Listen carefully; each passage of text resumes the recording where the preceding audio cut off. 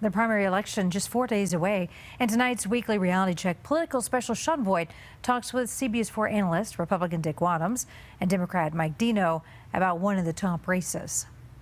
This week, CBS 4 and the Colorado Sun hosted a debate between Republican Senate candidates Ron Hanks and Joe Day. Debates are often predictable, but this one made some news. Ron Hanks refused to say if he would accept the results of the election. Joe Day said he would not repeal Obamacare. You know, guys, we've talked before about how debates don't often change the course of a race. This one any different, Dick? Well, I will say this for Ron Hanks, he's consistent. I mean, he said the Chinese are stealing our elections. Yes, he did. I guess if he wins, the election was fair. If he loses, the Chinese stole it from him, I guess. I mean, based on his previous comments. So he is consistent. I do think that some points were amplified in the debate you had with those two guys, and it probably it served some. I do think you clarified some issues in the minds of the voters where they stand. I mean, and so yeah, I think people will watch those, and a lot of people will vote late in this primary. So. What do you think, Mike? Well, I think that you made some news. I'm glad they got together.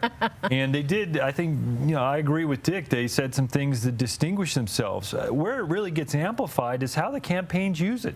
Dick knows this well, being a campaign manager. And with social media, that's really where you get more traction on particular things that define the candidates. And of course, you tweet out about the debate, and people will retweet that.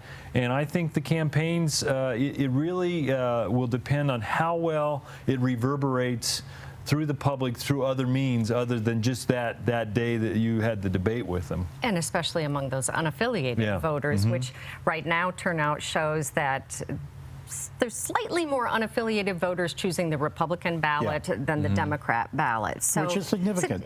Is it? I think it is, because as Mike has pointed out very well in previous episodes, unaffiliated voted so heavily in the Democratic primary versus Republican. Now, there's really nothing to vote on in the Democratic primary.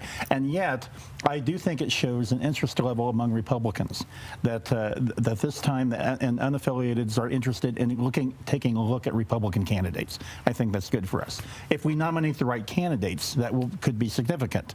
If we nominate certain other candidates, like Hanks and Peters, then it ain't going to matter. Well, a lot of unaffiliated are voting. They're probably voting for an O'Day. Well, you have 5 congressional seats that Republicans have primaries in. True. 4, 5, 7, 8, and 3. And then you have, of course, the statewide races. So there's a lot for Republicans to pay attention to. Right. For the Dems, you have CD1 with Diana DeGette. She has a primary challenger, and CD3 over on the West Slope, and that's it. Yeah. So I'm not surprised that the Republicans are a little bit ahead on the unaffiliated numbers. All right. Thanks for watching. We will be back with another Campaign 2022 reality check.